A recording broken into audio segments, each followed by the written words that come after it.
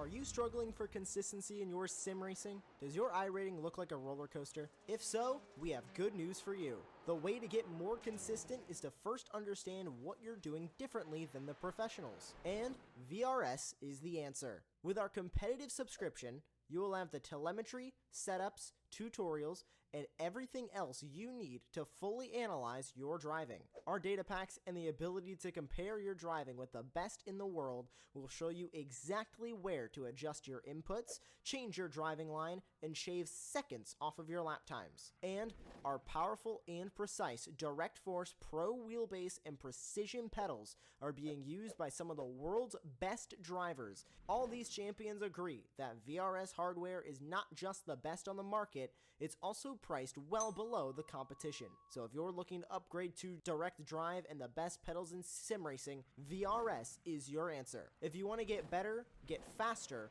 and make it happen sooner rather than later, you owe it to yourself to find out why so many people are switching to VRS. You'll be so glad that you did. Visit www.virtualracingschool.com and learn why the best use VRS.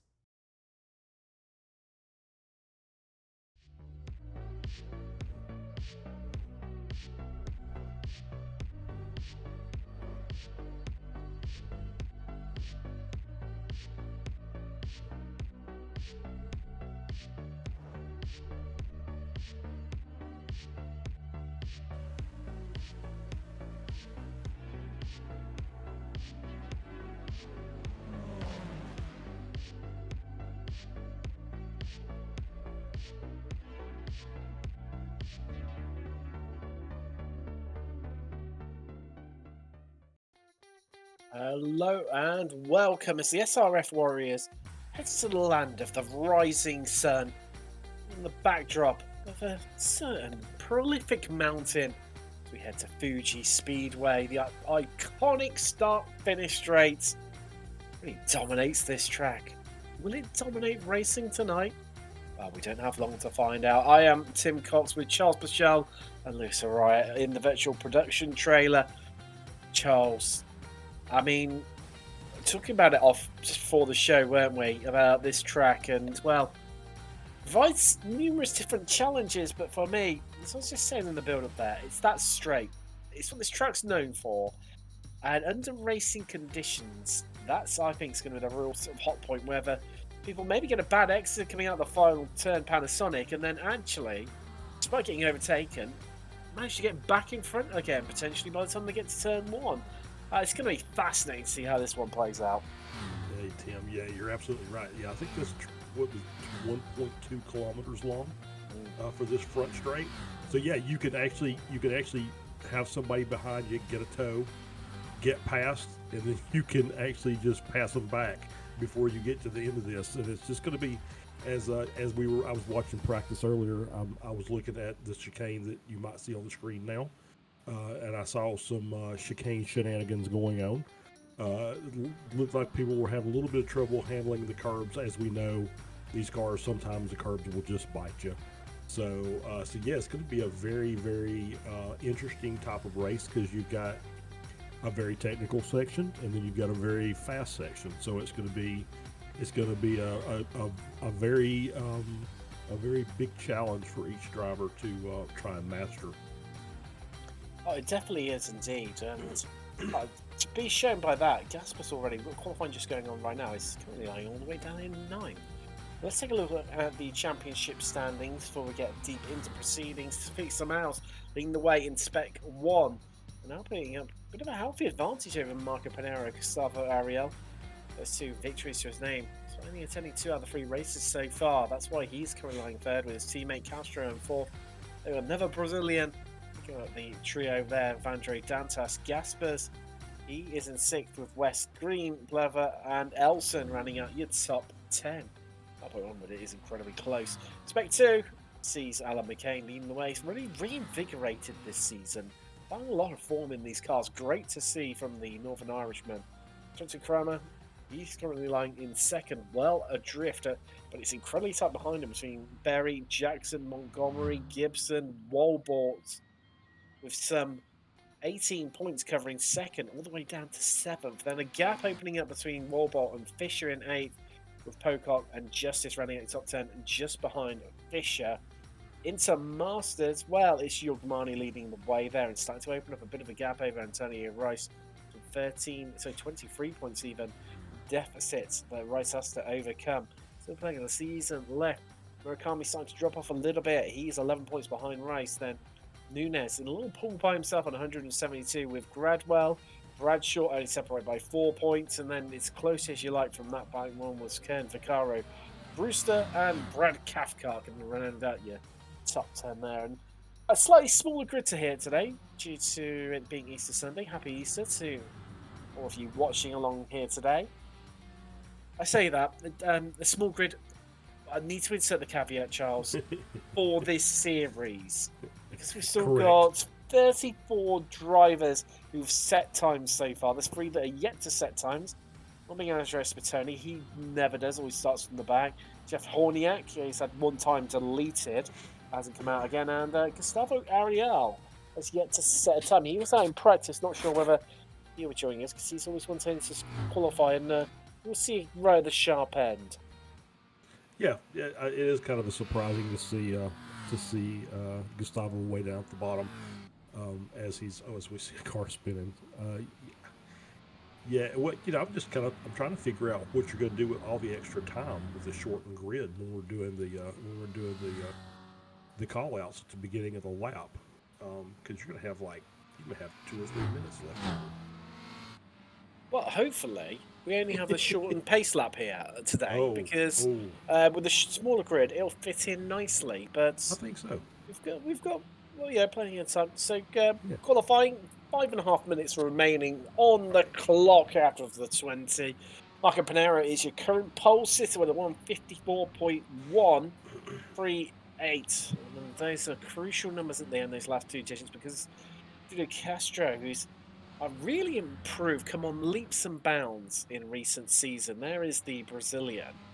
He's currently second, just joining Panera on the front row, but he is, some 400ths of a second behind Panera right now. Hundredths, not tenths, hundreds. That's what we deal with in the SRF Weekend Warriors. Felix Smiles, your championship leader in Spec 1 first.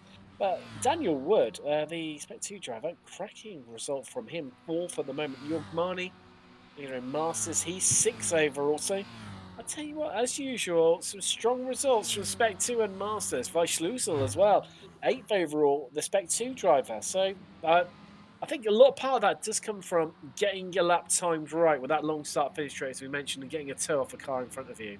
Yeah, I think so. I think what you'll see if you go back and look is you'll see a few of those cars will have the aid of 2 or 3 cars in front, giving them a little pull down the front straight. And I will say this: we kind of rewind back to last week. Castro just had a really great race. It was great to see him win. During the previous season, he had 4 or 5 really strong races where he should have had a podium position at the end, and then just racing luck just ends up, mid-pack, and so it was really good to see him get the victory last week. Oh, definitely. And he said, I remember saying in his interview, and it just all come together. Like you said, he'd had a lot of bad luck during the series where he'd been vying for wins, and it just all came together, didn't it? Nice week for it. It came together. Ian Gibson, currently in 20th, and Jacobson. But never the best of times earlier on. It was at the Formula Ford Weekend Warriors series from Snetterton. Not sure about Owen Carroll for that one in the commentary booth. And Jacobson didn't have the best of times, going a lot stronger here in the SRF Weekend Warriors. Currently lying 22nd overall, although down on some of his fellow Spec 1 racers as well. We're talking about for the show, that pit lane, Charles, because it's a tricky one, isn't it? Because in the sense of you don't lose a lot of time because it's so short. However, especially on pit exit, the cars are going a lot faster than you, and you come out well before turn 1 as well. It's not like the end of the pit lane just ends on into the braking zone. They're still going at full chat. So I'm not sure how this is all going to pan out. I'm really, really fascinated by this one. Yeah, I think the cars, because of what speed range they are, I think there's a little bit of a little curve in pit entry, but I don't think that's going to be that big a deal for these cars. But yeah, as you were saying, at least we're not funneling out right into turn one. There is at least a straightaway, and maybe helps these guys get back up to speed a little bit quicker, and they can just kind of fold into the rest of the racing group. As we see a car go around, Cash Hansen, just a little heavy on the throttle there, trying to get through that section of the track. So yeah, it will be interesting, because if you get it wrong, so now you're a car coming out of the pits on about half speed, in front of potentially several cars going full chat, and that could be a recipe for major disaster. It could be, indeed, as well. Not long left in qualifying at all right now. Well, as I'm sitting there looking at it, there's actually not as much. There's not as much room as I was thinking there. That might be a little more. That might be a little more difficult than I originally said. It's the one thing is though, it's although you're coming out, the pit lane line ends, close into the braking zone. It's a wide part of the track there. I mean, the track's generally wide anyway. Let's face it. I mean, I'm fascinating. I'm sure we're going to see some 3 wides, possibly even a 4 wide down into turn 1 at some stage or another during the race. Especially off the start, I think that's going to be incredibly tricky for some of the drivers. But yeah, I mean, it's a long run between getting off the pit limiter versus actually, we see from the blimp cam now looking downwards. So there, as we look down at Michelle Verglini, you see just how it really impresses upon you just how long it is. And there you see the white line there on the pit exit, just at the end of the pit wall. And then you've got quite a long run, haven't you, to get yourself back up to speed? But just look at the closing distance between himself and I'm not too sure that it might be Andres Bertoni, I think, potentially there. Yes, I think it is. Who's just coming out the pits. You can really see the speed differential between the two cars. Yeah, absolutely. And then immediately once you're past the pit lane exit line, where you can blend over, now you're basically in the braking zone, and and you're offline. So you're basically in the braking zone at a narrow angle for turn 1, which may make that very tricky. Well, definitely, especially with these cars. I mean, I took it out earlier on today, Charles, and this car does not like trail braking, or at least in my appalling driving standards, found it that way. And well, that's well, you're just showing there.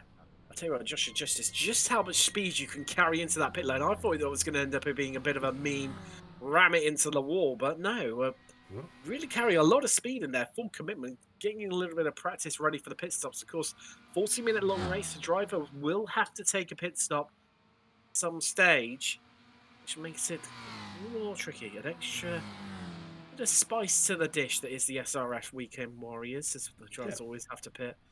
And I've always shakes things up a little bit and keeps us guessing, especially with such a big grid here, Charles. Right. Yeah, absolutely. Yeah, so based on the lap times, we're looking at about a 21 lap race. As we talked about, it's Easter Sunday, so Mr. Stevie Ray himself is not in the event. Spending time with family, which is always good. So we'll have to find out who our first pit stop warrior is going to be today. Yes, definitely will be. As see Bertoni parking up in the pit lane, one of the drivers just opting to have a little bit of pit lane entry practice right at the end of qualifying. As I think we are all pretty much done listed. No apologies. Just waiting on Jason Green there to come across the line, and then we can head across into the race session. And well, starting from 10th, first thing stand at the moment is Green. We can improve here, but I don't think he's going to be able to. It's not looking like the best of starts for laps for him. It remains to be seen. And well, got a bit of big accident earlier on in the Formula Ford Weekend Warriors, and it was vying for top positions. And if it hadn't been for that, I think he would have finished on the podium. Looking for a bit of redemption now. What can he achieve here at Fuji? It's going to be fascinating to see. Yeah, indeed. This may end up being like an oval race in a sense that you may make up 2 or 3 spots at the end of the race just drafting down the front straight. This is what's really playing on my mind, Charles. Of not knowing how this one's going to pan out, but here is a grid for round 4 of the SRF Weekend Warriors, presented by Race Voice. Panero starts on par with Dudu Castro alongside him. Felix Miles has Daniel Wood for company on the second row. Let's see Wood there, the top qualifier. Ian Spec 2 so high up in the standings. Plever has Gaspers for company on the third row. Yorkmani, highest qualifier in Masters. That's Dan Vandro Dantas for company on the fourth row. Top 10, that's rounded out by Vishal and Green. Another of the Spec 2 drivers inside the top 10, 2 of them. Great to see that. Row 6, see Steve Alton lining up alongside race winner from earlier on this evening, for those of you who caught it, in the Formula Ford's Weekend Warriors Series. Thomas Renders. Row 7, that sees Alberto Pellegrini alongside Max Colbert. Jim Brewster has Ellen McCain for company. Row 9 is Kurt Nunes and Aaron Vagel. I think I've said that right. I'm sure you'll correct me in a second, Charles. Tom Gradwell, he's got Ian Gibson alongside him on row 10 and rounds out your top 20. Andrea Fafini, he has got Jeff Jacobson company. Steve Mitchell alongside Tim Van Dormelen on row 12. With row 13 being made up from Andrew Love and Mike Knudsen. Jeff Wubka has used Simpkins company with Hansen and Bradshaw going to run out your top 30 in row 15. Joshua Justice has got fellow American Gary Walbolt for company on row 16. Row 17 is Paul Jackson and Michelle Verdini. Andreas Bertoni didn't set a time in qualifying. He starts 35th alongside Flavio and Darlo. Fascinating to see how those two Spec 1 drivers come through the field. Jeff Horniak did not set a time. He starts on the last row with Gustavo Ariel, who I'm not sure is going to join the race. Didn't set a time in qualifying, which is unlike him. I think he's missed the grid. So there we go. Lights are on. I don't think he will be starting the race. So 37 car grid here from Fuji. This Porsche 911 safety car gets them away. It's going to come out on top. Wow. Castro is just really backing up the pack, and Panero opening up this. He's 1.8 seconds clear, and maybe Castro's caught a little bit napping there, and the whole field's going to have to bunch up very, very quickly. Heading around the back of the circuit here at Fuji. It's coming through into the final corner. But how is Panero going to play this one? Go early, go late, remains to be seen as the lights are off on the safety car. Rounds the final corner. There is Panasonic. It's going to pull in. Well, let's say pull in shortly. It's quite a bit of a run to the pit entrance here down the start-finish straight. So you see, it's already still out, the pace car. Wait for that to pull in any second now as the field all bunch up. And who's going to come out on top? On the run down to turn 1, Panero backing everyone up. Safety car is in now. So we wait for the lights. Let's get ready to go racing from Fuji as Panero goes, and we go green, we go racing. And who is going to take turn 1? Well, it looks like it's going to be Panero as Castro and Samaus go side by side. They're 3 wide, they're 4 wide in the background there as they come across the start-finish line to take the green flag. And everyone just fanning out. 3 wides are plenty. I can see at least 3, maybe 4 of them in the background there. And everyone making it comfortably for now through turn 1. And then we head down through turn 2 towards Coca-Cola Corner. The first challenge for our drivers on these cold tyres here at Fuji. It's as tight as you like as Elson getting stuck in really well there to Thomas Renders. As Renders just slotted in front of him. And already just looking through the field. Tony's men at 3 place. Tim Van Dormelen. Great start from him. He's already at 4 places. Dantrux hasn't had a good start. He's down 4 into 12. So we snake through the complexes now. Through 100R. And just everyone finding their sort of feet at the moment. Through the hairpin. And just winding the car. So that, yeah, already through the hairpin. Apologies. We mistaken where we are out on track and building that pace, building up the momentum as we head through 300R right now. There is Bertoni. Let's see, flying as mentioned up 4 places. Likewise is Van Dormelen in 20th. Bradshaw had a good start. Oh no, he's run it in too deep. Just see him in the background there. And that green, white, and orange striped car. Well, after that cracking start, falls back through the field. The start he would have hoped for whatsoever. I'll tell you what, as well, Flavio Andalo, so on the back row with Bertoni, he's had a good start too. He's up into 31st. Well, that was a good start. Yeah, it looked like everybody got away fairly cleanly. We had a couple of slow cars. Made it 4 wide very early. And, of course, then, standard SRF practice must go 3 wide at some point in time during the race, which they've got that taken care of as well. So, yeah, it's a good start. Got a couple of movers early, and we'll just kind of see how the rest of this kind of pans out here. Clever all over the back right now of Gaspers. He's had a strong start as the German. He's picked up a couple of places in these early stages. Equally, you can see that top 3 starting to get away from 1.5 seconds, the gap between Samaus and Gaspers, 3rd and 4th respectively. They all stream down towards Coca-Cola yet again for the 2nd time this evening. Everyone, it seems to be relatively, I don't know whether it's because it's Easter Sunday, Charles, but everything seems to be relatively calm, and normally you don't see this calmness until the midpoint in the race. I would absolutely have to agree with that. Yeah, maybe it's just the fact it's a little bit smaller grid. It's like it doesn't feel like, and it's an enormous track. So there's plenty of room. If you make a mistake, there's plenty of room to kind of get out of the way and reset.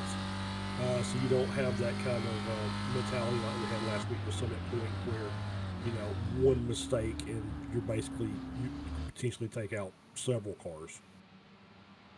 Definitely, as well, Wood not having the best of starts, starting on the 3rd row, drop down through the field. You see Justice making a move here, and that's going to get him, back up in the 31st. As Jeff Woodker, he's heading past us to see Bertoni just pushing his way through there, trying to get a move done. That's on Mike Knudsen. There's always a spinner ahead of them. They all scatter around, and that was Tom Gradwell there. Another shot from him. He's normally so consistent. Don't tend to see a mistake out of him. Comes up the replay. Let's see what we got here. Okay, Gradwell. He's in that 909 machine, Charles. Yeah. Oh, yes. Oh, it's those little sausage curbs on the edge. Basically, it's the what we call the wake up curbs. That's not where you need to be, and they will absolutely wake you up if you hit one. I tell you what, it's almost like NASCAR, isn't it? These 2 definitive lines down the start-finish straight with people drafting one another. Yep. Oh, wow, that's a bit of fuel saving going on, and well, what better place to do it down the long start-finish straight into turn 1. Andres Bertoni now up 11, and we're just out onto lap 3. We normally see fast starts from the Uruguayan. Yet again, proving to do it well. I mean, Cesare Flavio Andalo started on the same row as him, and Darlow's only made up 8 places. I say only 8. That's not bad at all. But it's not quite as many as the 11 of Clever, who, I think your Marnie's had a bit of a mistake up ahead. I think so, yeah. He's down to around 20 at this point. I think Alan McCain caught up and to our leader in Spec 2 Championship. So there's Marnie on the 925 machine. Now to the inside as it switches around, locks up. Oh, he locked up and then tried to hold up to keep from running into the green and yellow car. And I didn't catch the number, and then it was just a series of unfortunate events. Yeah, which then caused McCain to get into the back of him, and right. It's that perennial concertina effect, isn't it? Where nothing you can do, you're just a sitting duck, a complete and utter passenger. And, these low-power cars, they're not the most agile. They're not like an F1 car where you can suddenly just steer out the way very quickly and adjust your line. You're pretty much stuck with it. Especially these things are so, with all the weights in the rear of them, it's like a big pendulum. Vaguely working to the inside there. Vaguely, there you go. I knew you'd correct me at some stage, Charles. Yeah. I knew you would. As well, they're all absolute gaggle of them here. nose to tail, and you see there's two definitive lines forming as we're going to go wide. Yeah, sure. Oh, there we go. It was going to happen at some stage under racing conditions. It wasn't the opening lap, and there we go. A beautiful move there. Swooping past 3 cars. That was Kurt Nunes, I think, just siving his way through. Great move from him.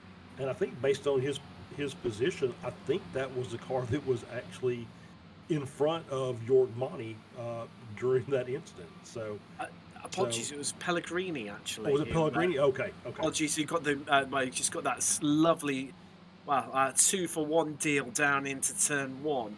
Yeah, he actually he moved out of one draft into another and just kept the momentum going and was able to make the move to the inside. It was really nice.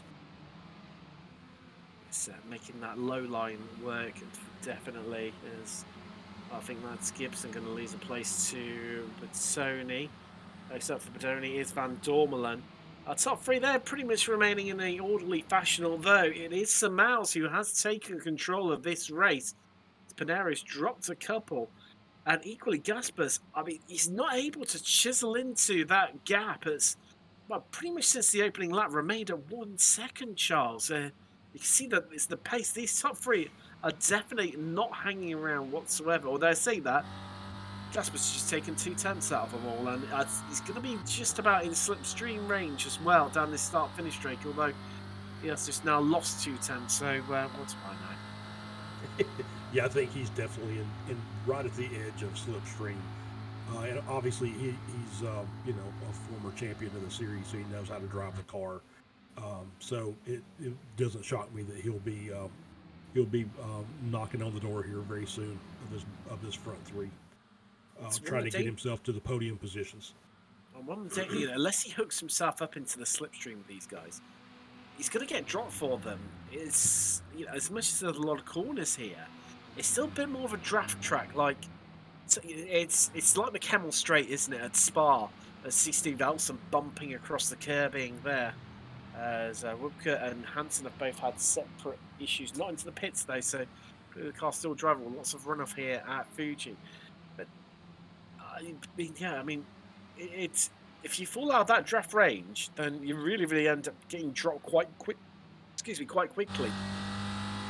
Well, they're saying that Gaspers put out 4/10 out of him, so he's closing. Yeah. Run aboard with Vice. Yeah, it's a pack of 4 now, so. That's what we wanted to see, definitely. Vital Sushil, because Yusuf Wood not having the best of starts. He's now 3 places into 6th. He's your leader in Spec 2. As for Masters, Jim Brewster leading the way there. Just finished 6th in the Formula Ford Weekend Warriors. So you see calling SRF Weekend Warriors. It always catches me out. Ran 6th at Alton Park, so to improve on it there with a Masters win. He'll be absolutely chuffed to pieces with that one if he can achieve that. That is Kurt Nunes behind him, fellow Masters driver. So under a lot of pressure, not safely. He's definitely not got he wants to have a car or 2 between them as we see our top guys swapping around. So Castro had got ahead of Samals, who then returns it, and I think we're seeing it, aren't we, Charles? That's sort of where we spoke about it in the build-up. You drop behind the car, and then you can get back past them by the time you reach turn 1.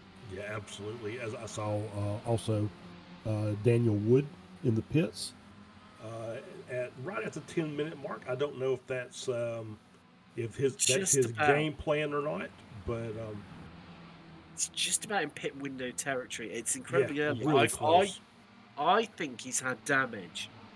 Be interesting to see how long he's actually stopped for, but I get this sneaky suspicion he's carrying a bit of damage because he'd lost about 4 places off the start. And obviously then lost the lead in Spec 2 to Vice Lusil. So, yes, I get the feeling it might well be damage invoked. And he's stationary for quite a few seconds as well. Still stationary, in fact. No, so that's Jason Green, apologies. He's had a bit of an issue. So he's back out.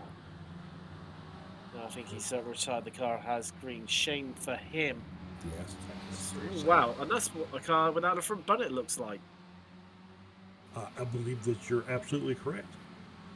And that's Alan McCain? Yeah. Yeah. It is indeed. And well, he had that contact early on with Yogmani, didn't he? Coming into, well, a few corners ahead where they currently are. Now, they're through Dunlop. Turns 10, 11, 12. This little complex here. And it was into next quarter, 15, wasn't it? Where they all sort of, Marley had to check up and became then made contact with him. However, I think he's just used to, and it nearly happens once again. Yeah, they're really battling. It's just a couple of cars that are just, evenly matched in side-by-side battles. I think McCain's probably just looking to try and get to that pit window. Say, okay, if I can just hang on to it, then I can get to the pits early. I can get my service, and I believe they have a fast repair if I remember correctly, so he can reset the car and get back out there and hopefully pick up some spots because obviously it's very early in the race still. And I just want to say that Nunez has passed Brewster for the Masters class lead, running P11 and 12. As well, Petoni now 20 spots, Landalo up 16. They're your highest climbers by a margin as well. Next to third place in the highest position gain goes to Andrew Love and Hugh Simpkins, sharing that on 11. As Petoni dispatches vaguely, and also then Love in incredibly quick succession. In fact, Love losing place to vaguely as well there too. So not the best complex of corners there for Andrew Love. Still third in Masters though, so still on the podium in that category. So not all lost, and also Bradshaw, his closest rival, fourth in that part of the championship. So still got plenty of cars between him, 16th and 22nd between Love and Bradshaw respectively. We see Evandro Dantas, and this group's really sort of dropped away now. They're 6 seconds behind Renders, who's in 7th. Dantas has got a queue forming behind him, hasn't he, of 5 cars? Yeah, he really does. I'm not sure. Dantas is usually, like I said, we're used to seeing up at the sharp end of the field there. So maybe he's just struggling a little bit with this track, and maybe just didn't get as much practice as he might have wanted to.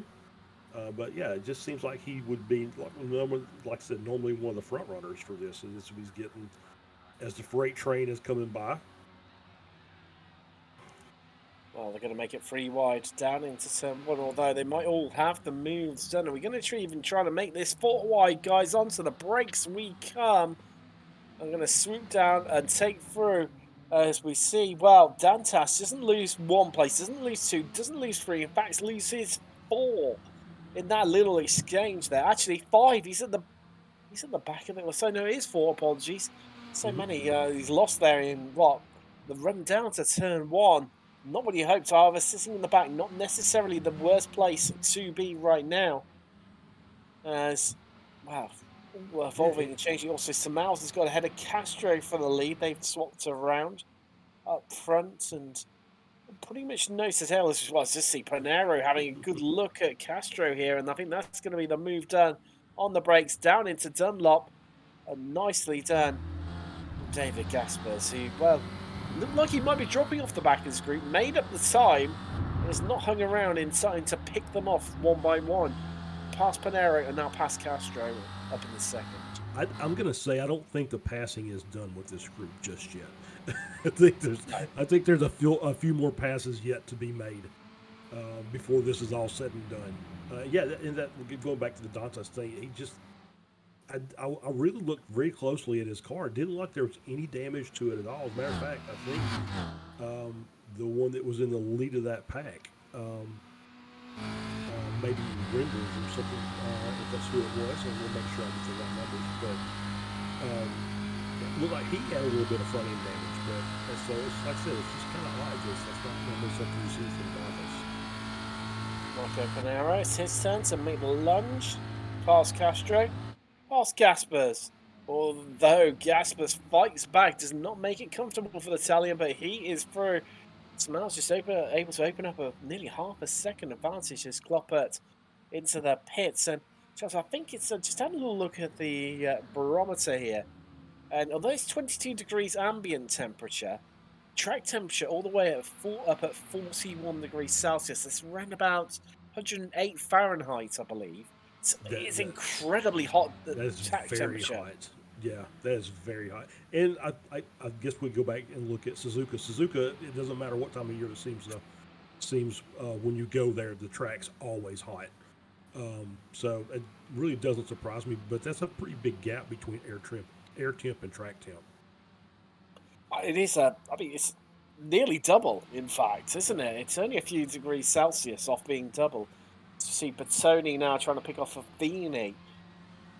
He'll make it 23 positions gained. But Flavio Andalo still only on to the second place honours of position gains. He was at 16. Hugh Simpkins at 13 now. So he's picked off a couple of more drivers. Great to see from the Dutchman. As that is, well, I was going to think Bertoni going to go ahead, but no, elects just to sit behind Favini, and it's getting more and more of a challenge as Andrew. It's something happened to Andrew Love. I think he's had a bit of an excursion. All the way down in 18th overall. Still third in class, though, for him. Still holding on to that third place in Masters, so not all lost, but I mean, this is the tricky part, isn't it? You feel like you're tripping up over the car in front of you. However, you know you've got the long start-finish straight coming. I think it's where it comes down to that final lap that it gets interesting. It's getting interesting. Panera's just made his way past the miles for the lead.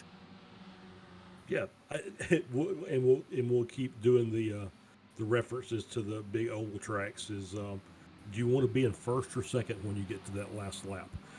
Because I'm not sure. I think at this point, those four cars, any one of those four, I think when it's all said and done, will be in contention. They may go four wide across the line.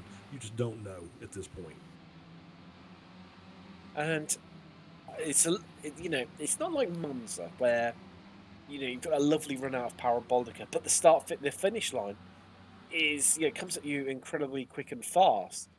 Here, it's a good long run down to that start-finish line. So it's not all done and dusted coming out of that final corner. Going to be fascinating to see when we get there. We're not too far off half race distance. As you see, Jim Brewster, Kurt Nunes actually battle for the lead in Masters right now. Vandre Dantas tucked up right behind those two. As you see, Bradshaw, Mitchell and Walbot here. This is the battle for 21st free Masters drivers, all scrapping away for fourth in class. So you run through the standings. Panaro leads from St. Miles. Gaspers third. There's Castro, Elson, Vaisusil, your leader in Spec 2. Renders, Nunes and Brewster first and second in Masters. Dantas going to round out your top 10.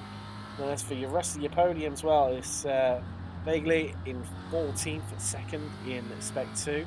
Simpkins, he's holding on to just about for the moment the last podium spot in Spec 2. And, well, Love, as we've just mentioned, that long train that starts at basically Jeff Jacobson in 15th and ends all the way down at Knutson in 20th as Castro just sneaking his way past Gaspers. And Gaspers, well, after going to the front, has now gone to the back of this group. Yeah, and it makes you wonder if he was just testing the waters a bit to see, okay, where do I need to be at the end of this race as Bertoni's coming into the pits, giving up all those spots he gained during the first half of the race. Very early pit stop from him. Interesting, that one. Maybe feeling like he's being held up a little. He's one of the drivers that seems to run it in as deep as he possibly can in terms of fuel utilization, but to stop at the half race distance mark, that's a little bit early from the Uruguayan by his normal standards. But the drivers that had pitted so far, that's going to be between Wood and Bertoni as to who comes out and is going to be leading that one. So it's going to be, incredibly close in the run down to turn one. There's Bertoni moving out and just keeping an eye on to the right. There we go. There's Wood. So he is well ahead. Woodcut and Justice out in front of Bertoni. You can really see that speed differential and just how much time you're able to make up. Yeah, absolutely. Yeah, so now you're coming out, and we didn't even think about this, but you're coming out now on full fuel. And these cars have already kind of burned off at least half to 2/3 of a tank. And they're still running out. They're still out there with hot tires. Yours have cooled a little bit. So, yeah, it's just, I think there's going to be drama there, but I'm hoping not. I'm hoping it's just a nice, clean clean race coming out of pits, but we'll see. Looks Not like going from to pass for the lead. there's certain things in life, death, taxes, and that these are going to keep swapping place down the start finish straight, hasn't it? Yep. So we now see Panero lose that to Castro as the Brazilian sneaks his way through on the inside and gets the move done before they've even reached the braking zone. He's that confident on it. And that's how powerful it is here. And Gasper still remains at the back of this group. Maybe Gasper's maybe fuel saving a bit. Maybe he thinks he can get gain a little second or two during the pit stop.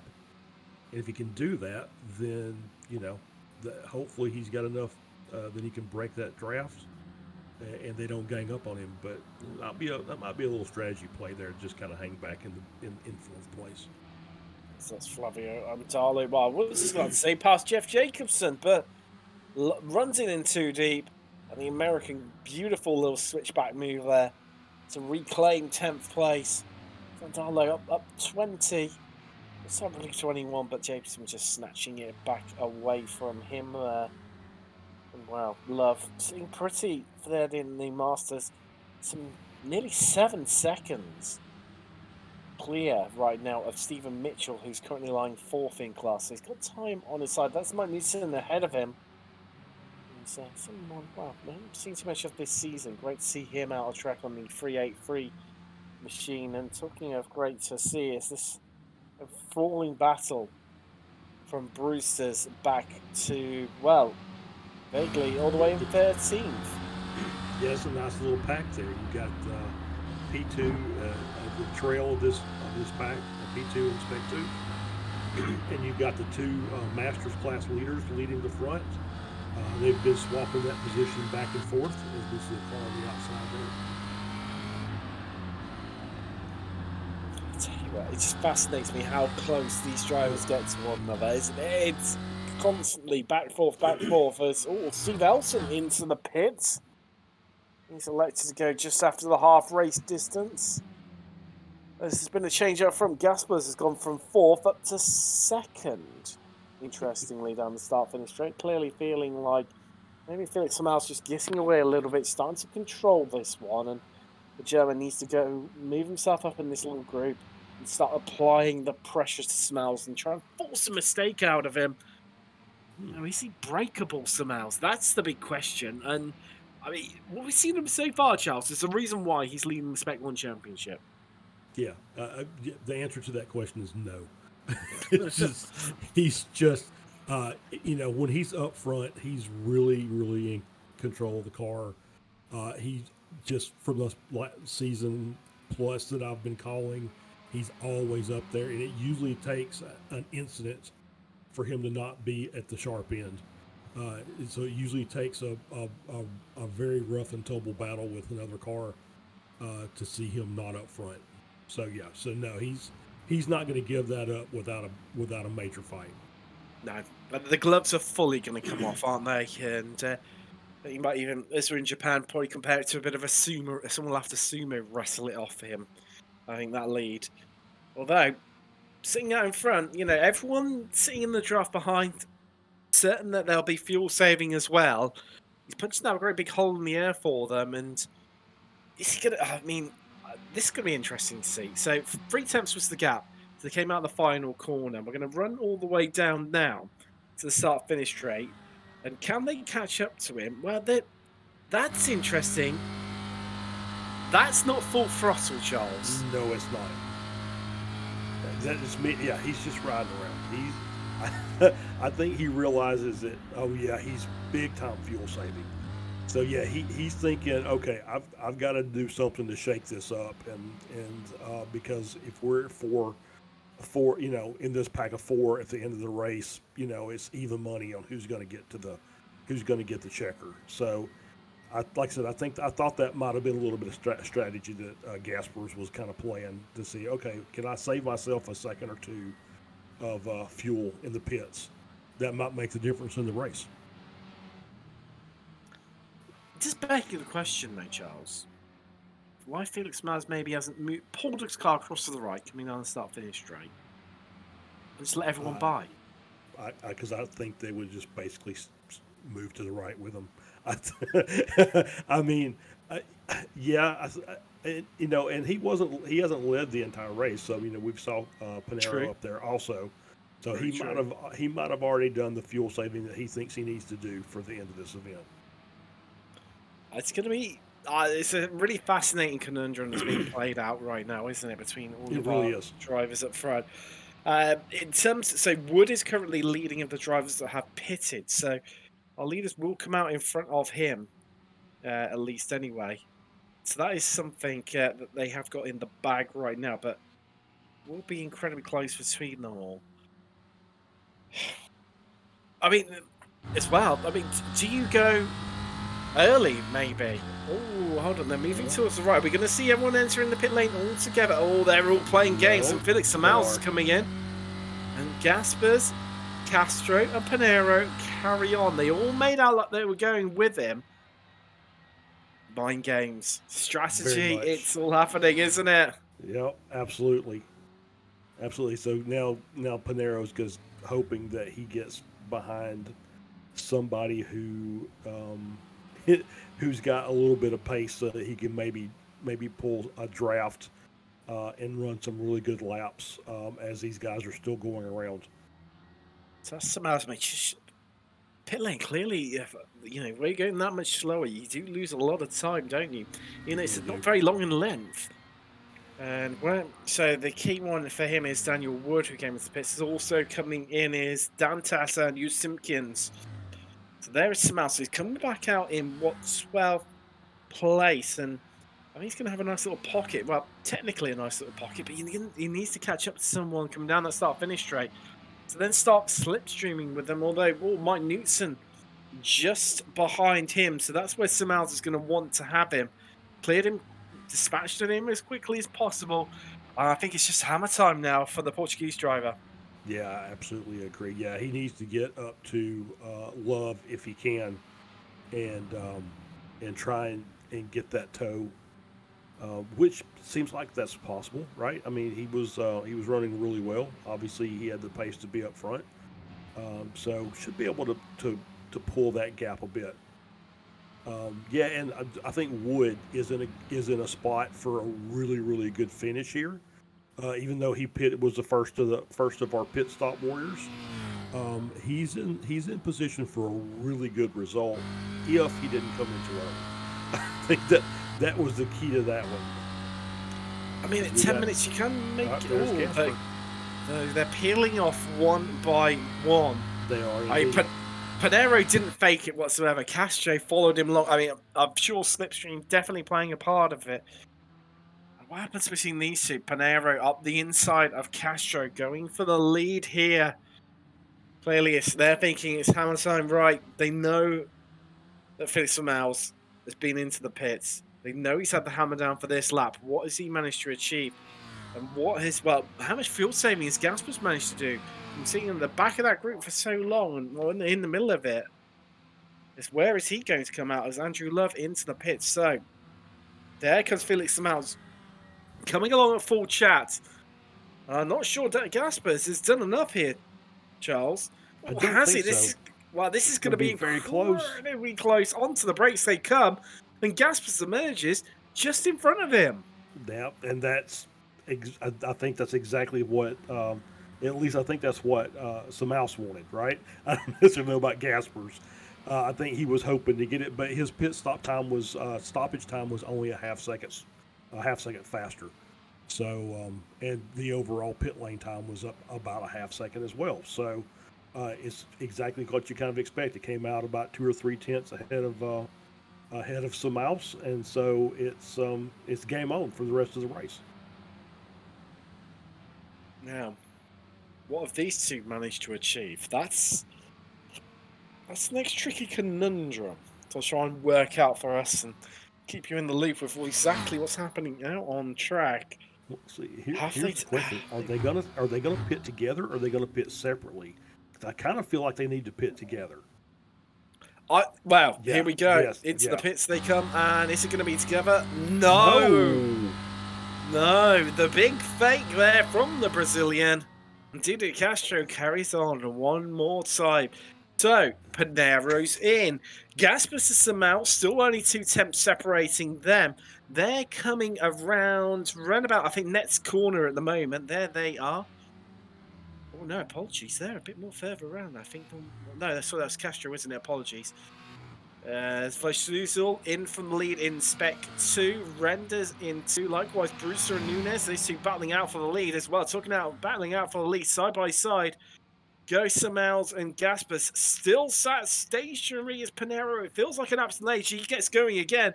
Right, where are the other two? There they come at full chat down the start finish straight. And has Panero done enough where Gaspers did? Yes, he has. And then more so, I think he's bagged a whole heap of time. Yeah, nearly a whole second, Charles. Oh, so, yeah.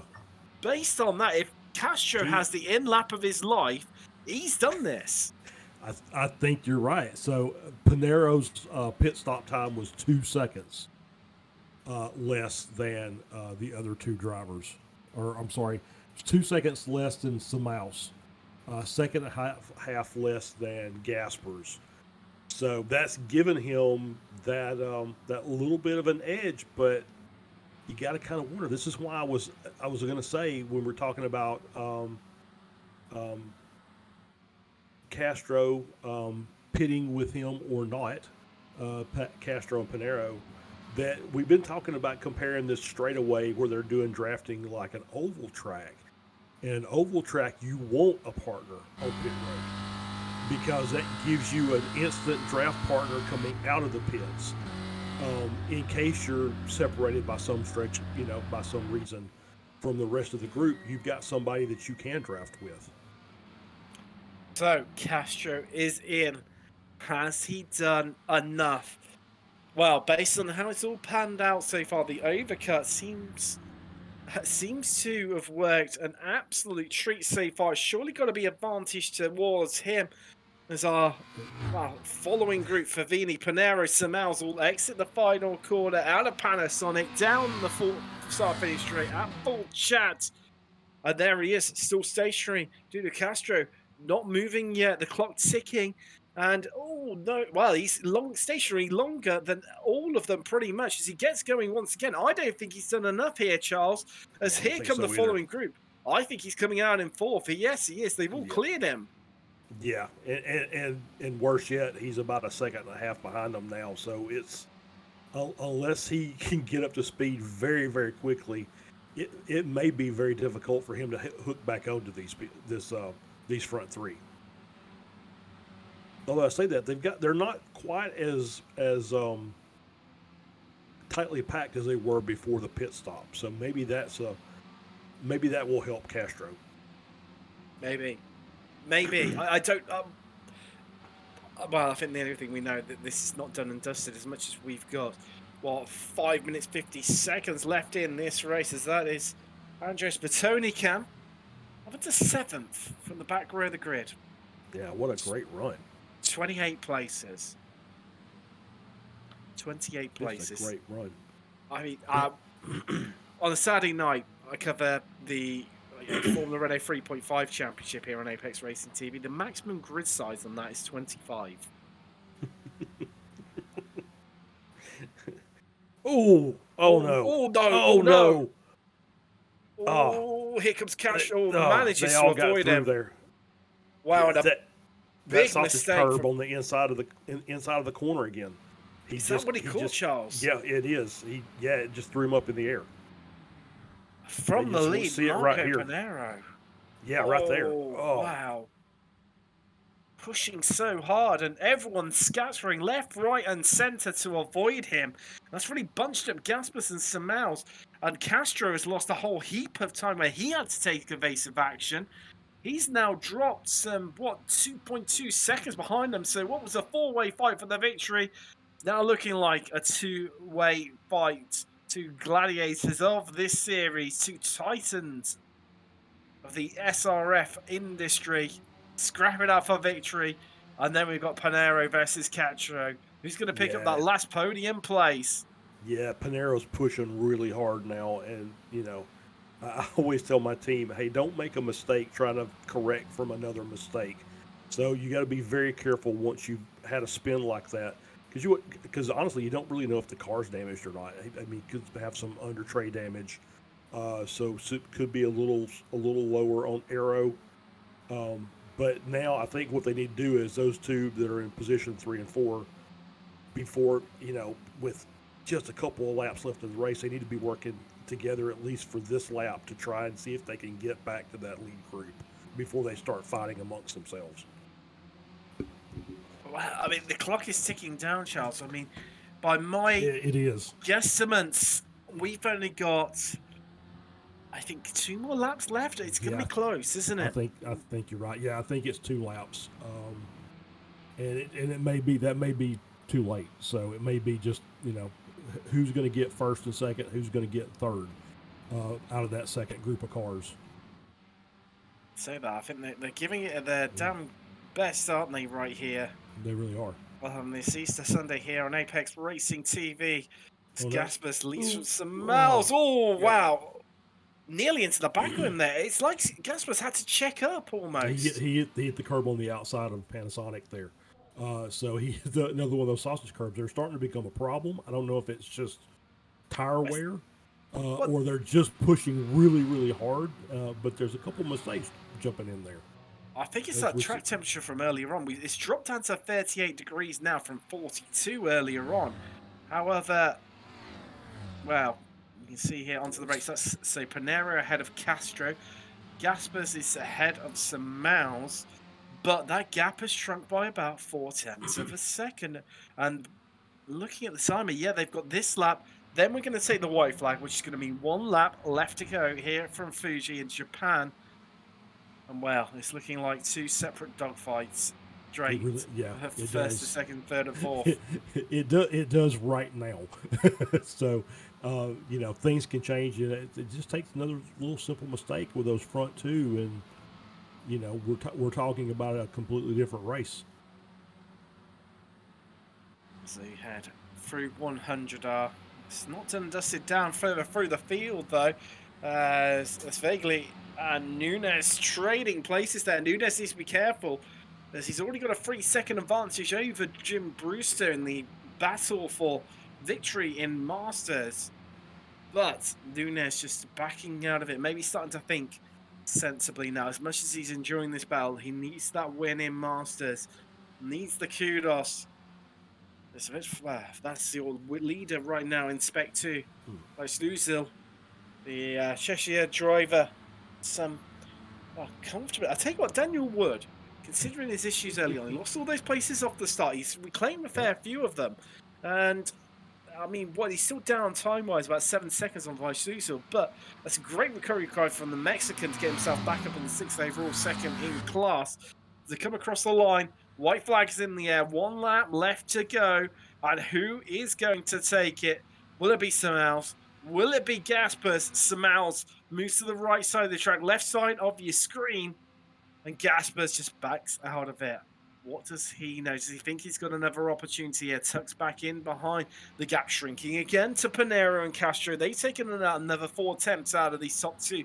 But I think it's going to be too little too late because we know Panero and Castro will get stuck into one another.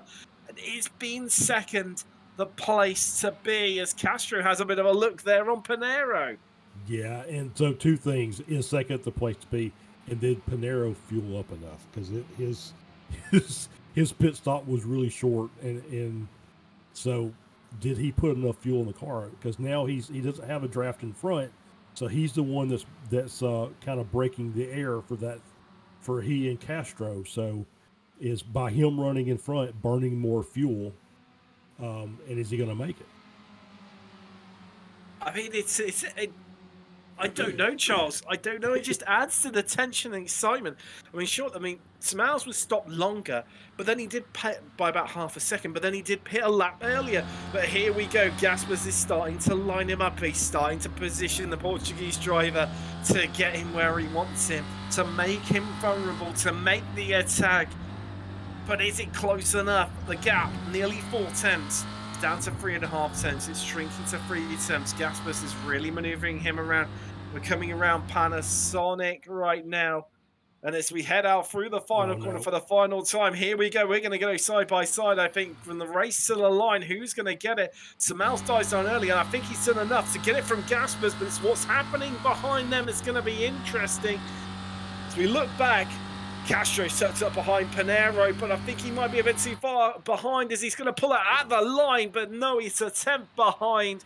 Samals takes it from Gaspers, Panero, Castro is how they finish across the line. But we're not done and dusted here. There's still plenty of battles to foot. There's why Schlusel, your winner in Spec 2. Congratulations to him. But Tony behind him comes in 28 places up. Wood, second in Spec 2.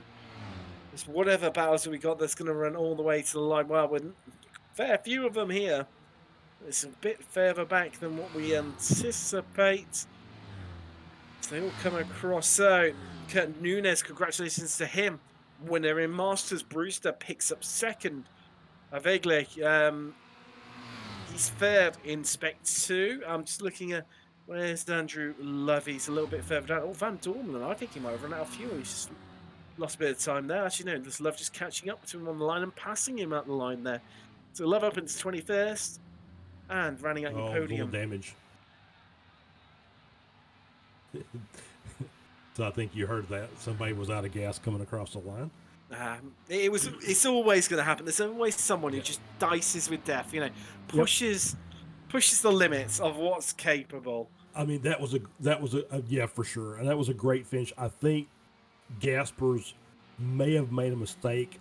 He hit the curb on the inside of Panasonic. Charles, this one could change. Justice versus Jackson, the race to the line. And I think Justice has just about done enough there and takes it by 600ths in the second in the battle for 30th. Wow, well timed there from Joshua Justice. Sneak that one through right at the end into overtime. Yeah, for sure. Wow, listen, everyone has crossed the line now, I do believe. Should have a little look through the classified results here. Samals taking the victory from Gaspers. Panero running at your podium. Castro in the end. He comes home in fourth with Thomas Renders fifth. Like usual, 6th overall winner in Spec 2. But Tony, as we said, up an incredible 28 spot. And this closest to him was Flavio Ndalu, sat at the back of the grid of him. And he's only up 19. Great drive from the Uruguay. Wood, second in Spec 2, 8th overall. Then it's Dances, Cloper, Pleaver, Favini, Vaguely, 13th overall, third in Spec 2. Then it's your top two in Masters. Kurt Nunes runs out winner over Jim Brewster's. Usipskin, 16th, then it's Andalo. Jeff Jacobson, 18th, Ian Gibson. Mike Knutson. Andrew Love is then 14th and takes the last podium spot in Masters. There's Brewster, Simpkins, Andalo, Jacobson, Gibson, Newton. I've got myself there. I've backtracked on myself there where I looked across, trying to get ahead by looking at the other screen, and now I've undone all my hard work there. So Van Dormelen, he's 22nd. There's Mitchell Warbolt, Bradshaw, Gradwell, Elson. Hansen is 28th, with the top 30 being run out by Alan McCain and Joshua Justice, who just pipped Paul Jackson to the line there by 800s as a second. Rupke is the last driver on the lead lap with Puglini 1 lap down, Horniak 3 laps down, then into the retirement. We lost Jason Green all the way back on lap 5, Yogmani on lap 2, and Gustavo Ariel did not make the start. Whew. Should have a little chat to some of our drivers, Charles, and I think we should have a chat to. Well, I saw he crept. Well, I say crept, raced to the interview room as quickly as he possibly could. We're now joined by David Gaspers. Well, David, what an absolutely fascinating race that was. Second in the end, but I mean, it could have gone absolutely anyway at any stage of the race between yourself, Samals, Panero, and Castro. Yeah, I don't think we can really take the first part of the race series before the pit stop because nothing there matters anyways with all the fuel saving. Later on, I had a bit of trouble with my tires because at the start I already lost the draft, so I had to really push to get back in the draft. Yeah. And yeah, that was just a bit of a problem in the last section. Yeah, the track temperatures, we had a look earlier. Near the start of the race, I mean, it was up at 42 degrees Celsius. It must have been a really real challenge, especially through corners like turn 4 and 5, 100R, where you've got that long swooping right-hander, where you need to have plenty of grip, but where it must have felt like driving on ice, especially through that section of the track. Now the car just gets a bit more understeery with worse tires, so you just go through it slower. Well, that's a fair comment. You've told me straight there. In terms of the strategy, obviously we weren't expecting you all to peel off one by one. Were you hoping that maybe someone would come in with you so you could draft with them coming down that long start finish straight, or were you just expecting that nobody would come with you? I didn't want to pit behind someone because of how the pit entrance is, and I was also happy that there was no one behind me for the same reason. Definitely, but well, congratulations, David. We'll let you go and enjoy the rest of the evening. David Gaspers, who ran out second here today from Fuji. Charles, I can see two drivers sat there. Who would you like to pick as the next driver to have a chat to? Well, let's talk to the race winner. I think that sounds sensible. Yeah, Now joined by Felix Miles. yeah, absolutely. Hey, Felix, congratulations on the win. It was a very interesting race. I think David said basically the first half of the race was just kind of strategy, fuel saving, maybe some cat and mouse games going on there. So how did you think about it? Well, hello, good evening, and Hello. thank you. Yeah, I totally agree with David. So the first half of the race until the pits, it's just see who can save the most fuel, which sometimes becomes a bit annoying, and that's why I tend to pit early because I'm pushing most of the times. Although in this race, I have to admit, so uh, Dudu also played a bit with me, so we were switching the lead between us, but Marco was just behind us saving fuel. So when it's like that, so I pitted a couple of laps before than I really had to, just to not help them with saving fuel. That's the reason why I pit a bit early. Then David pitted the next lap, and yeah, the thing is, after we cycled to the pit stops, we were round about the same positions we were. Maybe Dudu was a bit behind. um, Marco was slightly ahead, and I was kind of happy because I assumed he was the one who saved the most fuel, and he was still in reach from draft. So that so had good chance of winning the race. And then, unfortunately for Marco, he did that mistake and went over those pesky sausage curbs, and his car went skyrocketing. And yeah, I almost hit him, but luckily I went around him. And then was just between me and David. And as David said before, it was clear when following his car that his car was sliding a lot more than I was. So I think, yeah, in the end, in the last lap when I was ahead, he was pushing hard, and he just couldn't hold the car. And this corner six, I Yeah. guess, he slid a bit. He lost contact, so he basically he lost the possibility to challenge me for the hairpin. And then exiting the last corner, I think he hit the curb and he lost time. So Yeah, then the win absolutely. was mine. He caught the curb on the inside, just kind of pushed the car out. So yeah, it was great for us to watch. And yeah, the Panero thing really kind of changed the dynamic up front because it was looking like it was going to be a 4-horse race there at the end, and it was just going to be where do you want to be? Where do you want to be on that last lap? When it's just two people, it's okay. And so that's the thing. Although there is the draft as is a factor, it's not as drastic as you would think, because maybe how the last corner is designed during the normal races during this week, we could see that if you were ahead by like maybe 4/10 would be enough for you to cross the finish line ahead. So and also the way the last corner is, it allows several like different lines, so you can go on the inside and attack, but then you maybe lose a bit on the outside. So there's what I'm trying to say is there's lots of options. It really doesn't matter if you are ahead or if you are in second.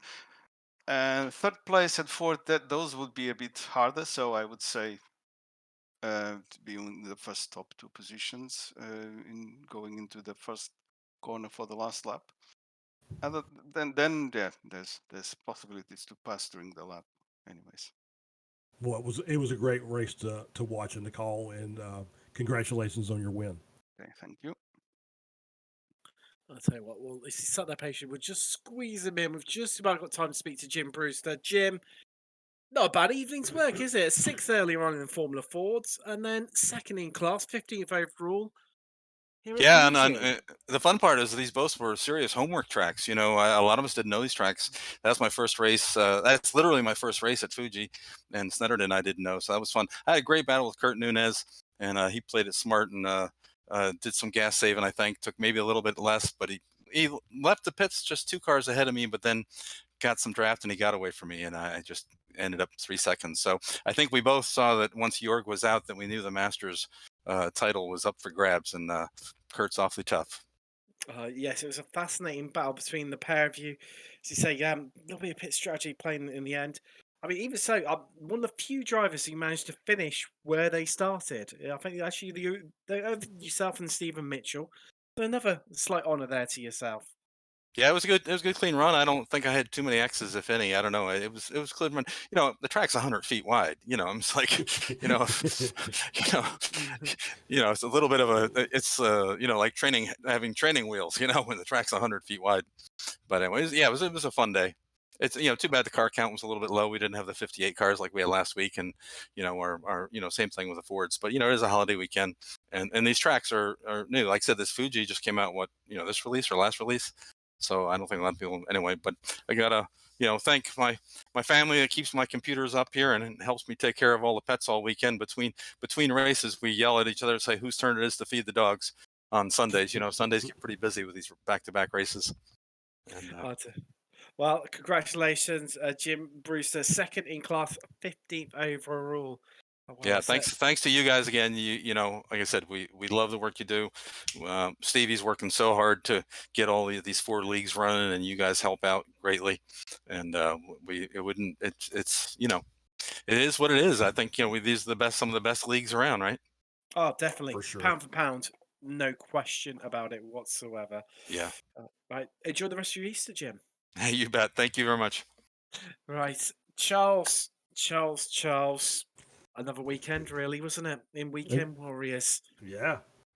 I kind of thinking that as Jim was talking about that, it would have been nice to have 37 at Summit Point and 58 at Fuji. I think so. Yes, definitely.